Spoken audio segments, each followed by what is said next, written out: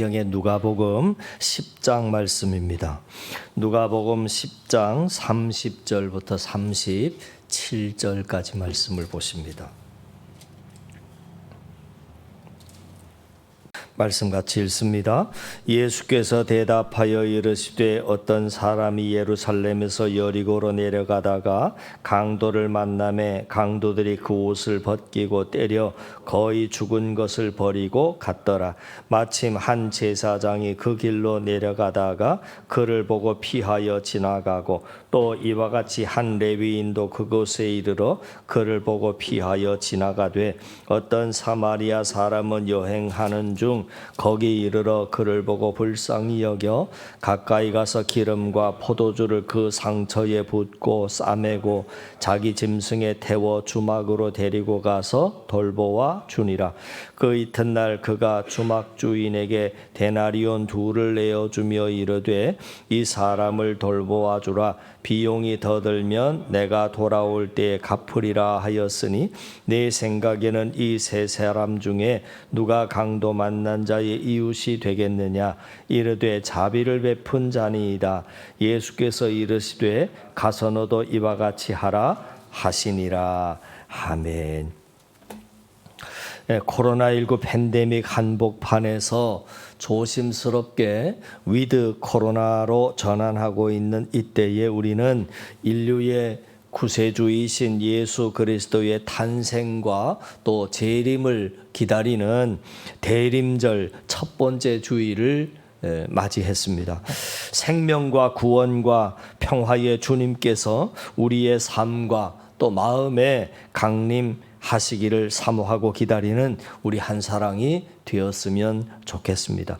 코로나 이후의 시대로 전환할 때 우리에게 가장 중요한 이슈가 무엇이라고 생각하십니까?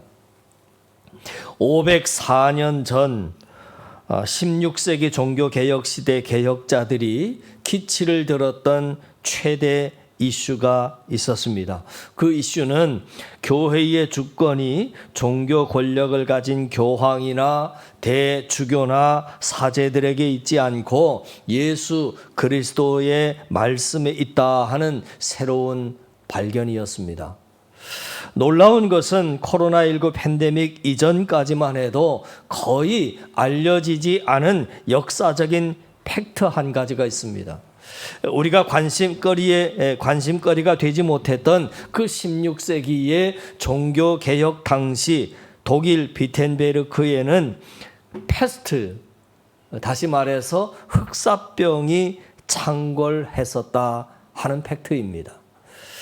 흑사병은 치사율이 2%인 코로나19 바이러스와는 비교도 안 되는 치사율 75%의 전염병이었습니다.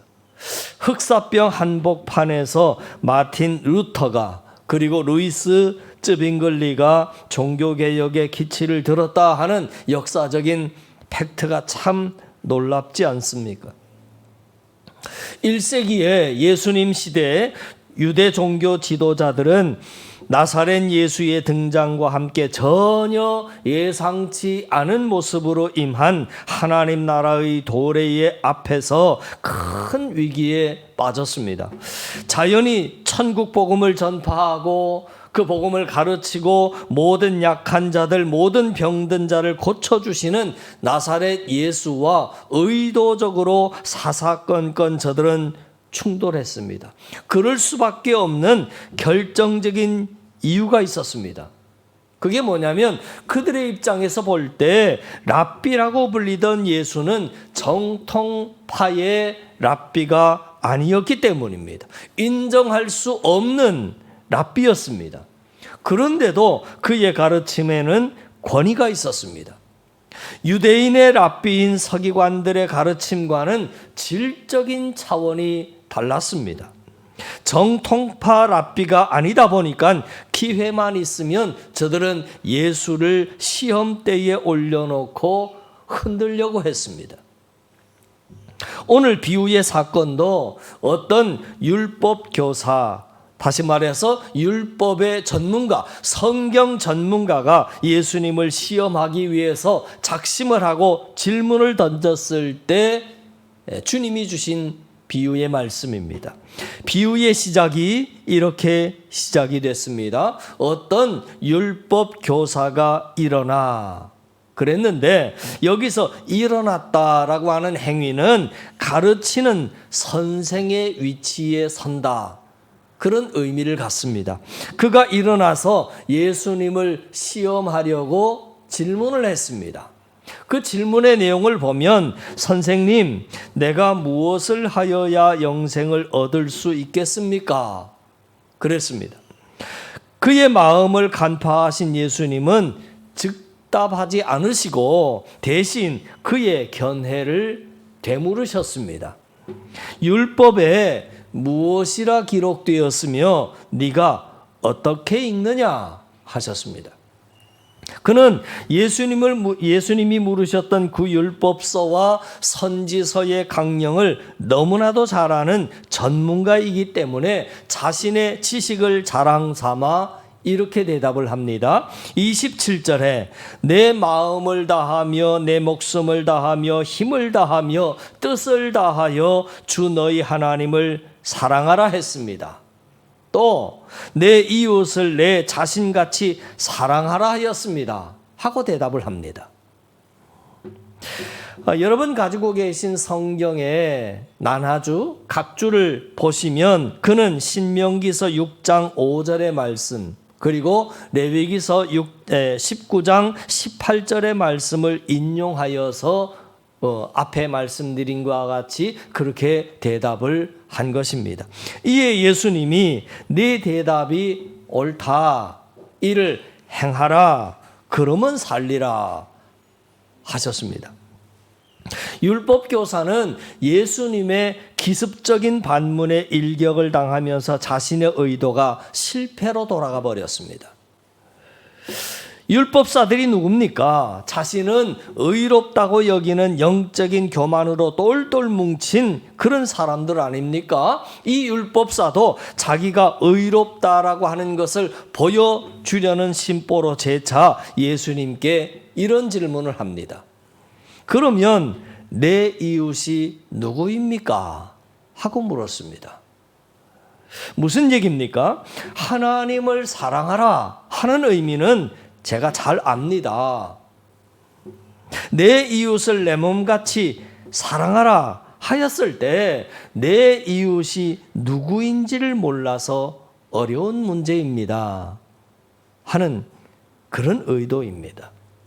예수님은 이번에도 즉답하지 않으십니다. 대신 한 비유를 말씀하시는데, 예수님의 비유를 들었을 때 거기에 있던 바리새인들과 서기관들은 충격을 받지 않을 수가 없었습니다. 수백 년 동안 그들의 상식과 그들의 전통을 쌓아온 그 역사를 관통하며 파헤쳐버리는 비유의 말씀이었기 때문입니다. 그 말씀이 오늘 비유의 말씀인데, 어떤 한 사람이, 그렇게 말씀이 시작이 됐습니다. 어떤 한 사람이 예루살렘에서 여리고로 내려가다가 강도를 만났다 하는 겁니다. 예루살렘에서 여리고로 내려가는 길은 직선 거리를 그어보면 약 27km 정도 됩니다. 그러니까 유대 광야가 펼쳐진 험악한 산지를 관통하면서 비탈길을 내려가는 길이 여리고로 내려가는 길입니다.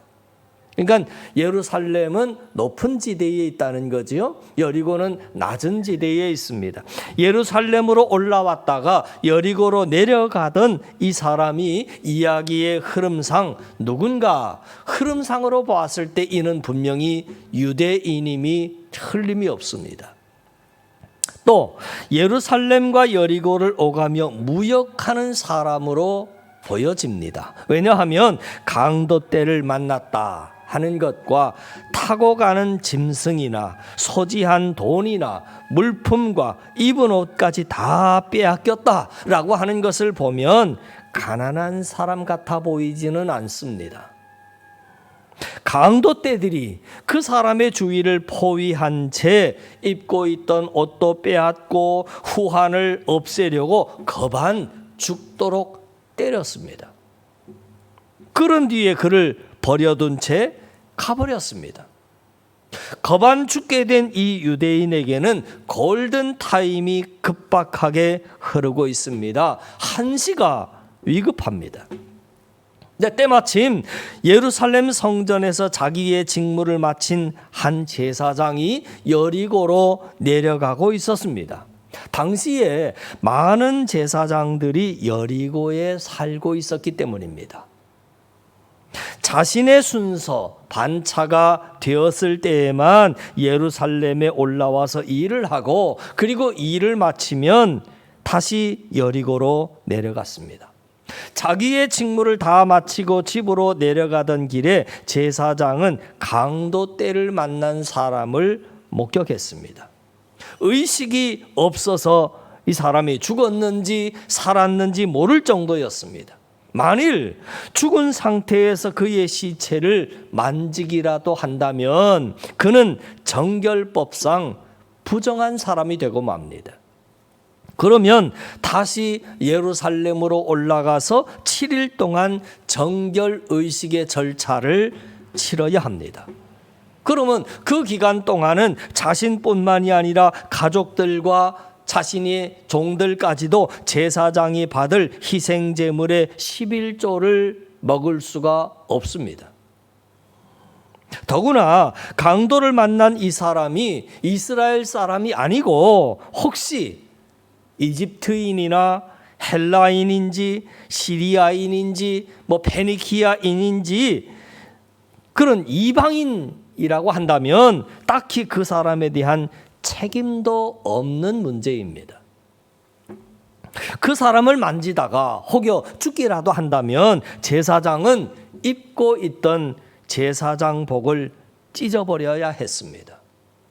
제사장복이 한두 푼 가는 옷도 아니고 쉽게 구할 수 있는 그런 옷도 아니지 않습니까? 이런저런 이유와 생각에 잠겨 있다가 그 현장을 피해서 반대편 쪽으로 이 제사장은 돌아가 버렸습니다. 조금 뒤에 한 레위인도 그 현장에 이르렀습니다. 필시 이 레위인은 앞서간 제사장을 보좌하는 레위인이었을 가능성이 매우 커 보입니다. 이 레위인은 직감적으로 자기가 보좌하던 그 제사장이 자신보다 앞서 그 길을 지나갔다라고 하는 것을 알았을 겁니다. 앞서간 제사장이 이 사람을 그냥 버려두고 가버리는 그러한 선례를 남겼으니까 큰 고민도 없이 그 역시도 서둘러 그 현장을 피해 반대쪽으로 돌아가 버렸습니다. 혹 그날 밤 이 레위인은 같은 기간에 자신과 함께 예루살렘 성전에서 맡은 직무를 감당하느라 수고했다 그러면서 그날 저녁에 여리고에서 회포를 풀 약속을 잡았는지도 모릅니다. 그래서 그가 강도 만난 사람을 데리고 만약에 여리고로 들어갔다면 그것은 제사장을 모독하는 일이 되고 말았을 것입니다. 그 사이 강도 만난 자는 촉각을 다투고 있습니다. 이 이야기의 흐름을 오늘 이 시대 상황으로 조금 각색을 해본다면 지금 이 상황을 어떤 상황이라고 할 수 있겠습니까?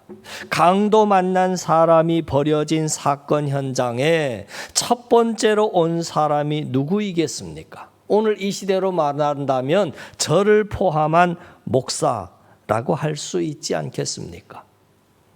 그러면 뒤이어서 현장에 나타난 사람은 교회의 장로, 권사, 안수집사라고 할 수 있지 않겠습니까? 그러면 이 이야기의 흐름을 볼 때 세 번째로 등장해야 할 사람은 누구이겠습니까? 이야기의 흐름상 유대인 한 사람이 등장하는 것이 정상입니다. 그런데 웬일입니까? 유대인이 등장하는 것이 아니라 사마리아 사람이 등장합니다. 예수님의 비유는 전혀 예상치 못한 그런 방향으로 흘러가는데 갑자기 어떤 사마리아 사람이 등장했습니다. 이 사마리아 사람은 달랐습니다. 여행 중에 그곳에 이르자 강도 만난 사람을 보고는 불쌍히 여겼다. 성경은 그렇게 말하고 있는데 여기서 말하는 불쌍히 여겼다라고 하는 말은 특별한 동사를 사용하고 있습니다. 하나님이 우리 인간을 사랑하실 때 가지시는 그런 마음을 가리킬 때 쓰는 동사입니다. 그러니까 우리말에 보면 화가 치밀면 오장육부가 뒤집힌다 하는 말이 있습니다. 오장육부 그러면 뭐 심장, 또 신장, 간장, 비장, 폐장 뭐 이렇게 되지요. 오장육부가 뒤집힌다. 근데 이 말을 정반대로 이 말을 긍정적인 의미로 쓰게 되면 오장육부가 녹아내린다. 오장육부가 녹아내리듯이 불쌍히 여긴다는 동사가 됩니다. 왜냐하면 사랑하기 때문입니다. 이 사마리아 사람은 강도 만난 사람을 보자마자 그를 불쌍히 여기는 마음 때문에 어떤 행동을 하게 됩니까? 예수님의 비유를 유의해서 보면 동시동작이 나오고요. 또한 연속 동작을 가리키는 동사들이 꾸러미처럼 줄줄이 꿰어 나온다 하는 것을 알 수 있습니다. 여러분 성경 한번 보시죠. 34절부터 그 동사들이 꾸러미처럼 나오게 되는데 찾아보면 34절에 첫 번째로 나타나는 동사가 뭐냐면 가까이 다가갔습니다. 또 감람유와 포도주를 강도 만난 사람의 상처에 부었습니다. 싸맸습니다. 자기 짐승에 태웠습니다. 그 사람을 자기 짐승에 태웠다. 그 말은 자기는 그러면 여리고까지 걸어갔다 하는 이야기가 되겠지요. 그리고 주막으로 데리고 갔습니다. 돌보아 주었습니다. 그런 뒤에 이튿날 그는 이 사람을 집중적으로 그 주막 주인에게 잘 돌보라 그러면서 주막 주인에게 데나리온 2를 내어주었다 그랬습니다. 여러분 데나리온 2이라고 하는 것은 당시의 화폐 가치로 치면 얼마쯤 될 것 같습니까?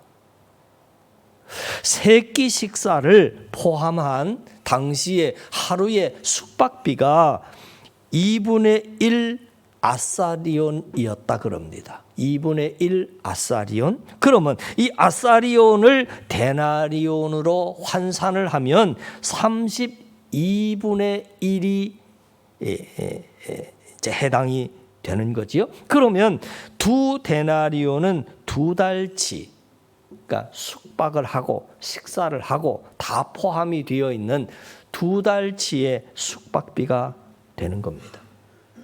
그만큼 이 환자의 상태가 위중했다 하는 것이고, 그러고도 비용이 더 들면 8번째 동사가 뭐라고 나왔느냐면 내가 돌아올 때 갚겠다 하는 약속까지 합니다. 사마리아 사람이 취한 행동을 나타내는 이러한 동사의 꾸러미가 무려 8개나 등장을 합니다. 사마리아 사람을 불쌍히 여기는 마음과 그의 행동이 한 덩어리였다 하는 거지요. 여러분은 사마리아 사람의 이런 행동이 유대인들에게 어떤 의미이겠구나라고 하는 것을 혹시 생각해 보셨습니까? 그냥 긍휼히 여기는 마음만 가지면 누구나 쉽게 할 수 있는 그런 행동으로 보여지십니까? 그렇지 않습니다. 목숨을 걸지 않고서는 할 수 없는 행동입니다. 왜냐하면 여러분, 당시에 유대인들과 사마리아인들 사이에는 격한 갈등 관계가 있었기 때문입니다. 주전 722년으로 거슬러 올라갑니다. 분열 왕조, 그러니까 북이스라엘이 아시리아 제국에게 패망하면서 수도 사마리아에는 아수르 제국 사람들, 그러니까 이방인들이죠. 그 이방인들이 강제해서 살면서 혼혈화시켰고 이방화되었습니다. 그 이후부터 사마리아 사람들과 유대 사람들의 감정은 또 민족적으로 신앙적으로 이방인들보다 더 적대적인 관계가 형성이 돼서 그 폭이 더 두터워져 왔습니다. 강도 만난 유대인이 사마리아 사람에게 도움을 받았다 하는 예수님의 비유는 그러기 때문에 가히 혁명적인 이야기입니다. 사마리아 사람이 강도 만난 유대인을 자기 짐승에 태워가지고 어디로 갔다는 거지요? 유대인이 살고 있는 여리고로 데리고 갔다. 그런 일은 있을 수가 없는 일입니다. 왜냐하면 죽을 각오하지 않고서는 그런 행동할 수 없기 때문이지요. 그럼에도 불구하고 그가 강도 만난 자를 봤을 때 불쌍히 여기는 그 마음, 오장육부가 다 흔들릴 만큼 긍휼히 여기는 그 마음이 우리를 향하신 예수님의 마음이고 예수님이 말씀하시는 복음 아닙니까? 자, 그렇다면 예수님께서 율법사에게 이 비유가 다 끝난 뒤에 던지신 질문이 있습니다. 무슨 질문을 던졌는가? 36절에 이렇게 질문을 하십니다. 자, 이 비유를 다 하셨어요. 그러면 네 생각에는 이 세 사람 중에, 그러니까 제사장과 레위인과 바리새인 세 사람 중에 누가 강도 만난 사람의 이웃이 되겠느냐? 하고 물었습니다. 이 물음에 율법사는 일반적인 대답을 하지 않습니다. 뭐라고 대답을 하느냐면 자비를 베푼 자입니다. 여러분, 이 율법사의 대답을 가만히 보십시오. 좀 석연치 않아 보입니다. 정상적인 대답이 아닙니다. 당연히 뭐라고 대답을 해야 되느냐면 사마리아 사람입니다. 사마리아 사람이 강도 만난 유대인의 이웃입니다 해야 바른 대답이지요. 그럼에도 불구하고 율법사는 끝까지 자기 입에 사마리아 사람이라고 하는 말을 입에 담지 않습니다.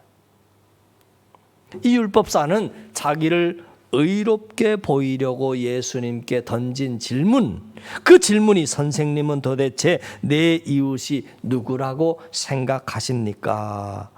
이것은 여러분 질문이 아닙니다. 자기 질문 속에 감추어둔 자기의 의, 자기를 옳은 채, 의로운 채 하려고 하는 위선을 포장하고 있는 질문이었던 겁니다. 결국 이 율법 교사가 얻은 결과가 뭡니까?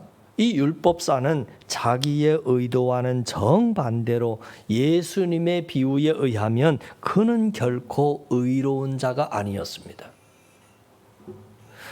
그는 강도 만난 자의 이웃이 아니었습니다. 자신의 외식만이 드러났을 뿐입니다. 누가 진정한 의로운 사람입니까? 누가 하나님 나라 곧 영생을 상속받을 상속자입니까? 제사장이나 레위인처럼 강도 만난 사람이 거반 죽어 있는 그 현장을 피하여 먼 길로 돌아가지 않는 사람입니다. 사마리아 사람처럼 목숨을 걸고 강도 만난 사람을 불쌍히 여기는 마음으로 가까이 다가가는 사람입니다. 상처에 감람류를 붓는 사람입니다. 포도주로 상처를 소독한 뒤에 싸매주는 사람입니다. 자기는 걷고 강도 만난 자를 자기 짐승에 태워서 주막으로 데리고 가는 자입니다. 돌보아주는 자입니다. 경비를 부담해주는 자입니다. 뒷일까지 책임져 주는 자입니다. 사마리아 사람처럼 행동하는 사람이 영생, 곧 하나님 나라를 상속받을 사람입니다. 코로나19 팬데믹 속에서 사회적 거리두기라고 하는 강도를 만난 분들이 있습니다. 그런 가운데 우리는 위드 코로나 시대로 여행을 떠나게 됐습니다. 코로나 바이러스가 없어진 것이 아닙니다. 복병처럼 숨어 있습니다. 수십 년 동안은 코로나 바이러스와 함께 살아가야 할지도 모릅니다. 위드 코로나 상황에서도 우리의 가정 안에, 우리 구역 안에, 우리 이웃에게 강도를 만나는 일들이 계속 생겨날 것입니다. 건강을 빼앗고 물질을 빼앗고 생명을 빼앗길 수도 있습니다. 이런 상황 속에서 누가 강도 만난 자의 이웃이 되겠습니까? 누가 위드 코로나 시대에 하나님 나라 영생을 상속받을 의인이 되겠습니까? 사마리아 사람처럼 자신을 던져 강도 만난 자에게 다가가는 자입니다. 내가 타고 왔던 짐승에 그 사람을 태우는 자입니다. 상처를 치유하기 위해서 감람유와 포도주를 상처에 붓는 자입니다. 가진 데나리온으로 생명 가치를 위해 쓰는 자입니다. 이러한 상황에서 우리의 교회가 저들을 향하여 우리의 눈을 감지 말아야 할 것입니다. 강도 만난 자를 불쌍히 여겨야 합니다. 그리고 행동해야 합니다. 사마리아 사람처럼 내가 강도 만난 자의 그 이웃이 되어서 주님의 뜻을 이루어 드릴 수 있는 우리 한사랑의 사람들 다 되실 수 있기를 주님의 이름으로 간절히 축원을 드립니다. 기도드리겠습니다. 역사의 주인이신 아버지 하나님, 벌써 하나님 창조하신 겨울의 문턱에 섰습니다. 나무들은 무성한 잎들을 떨어내고 가벼운 몸으로 추운 겨울을 준비하고 있습니다. 그렇다면 우리도 우리를 향하신 주님의 마음을 품고 강도 만난 자에게 이웃이 되는 선한 사마리아 사람 되기를 원합니다. 내장이 끊어질 정도로 우리를 사랑하시는 그 사랑을 받은 우리들입니다. 그 사랑을 경험한 저희가 이웃을 사랑하는데 혈연, 학연, 지연에 따라 경계를 짓는 종교인이 아니라 신앙인이 되어서 참되게 하나님을 경배하고 이웃을 사랑하는 우리 한사랑이 되게 하옵소서. 시간이 지날수록 우리의 신앙은 하나님을 향하게 하시고 우리의 마음은 낮은 곳으로 내려가게 하옵소서. 우리에게 선한 사마리아인이 되어주신 예수 그리스도 이름으로 기도하옵나이다. 아멘.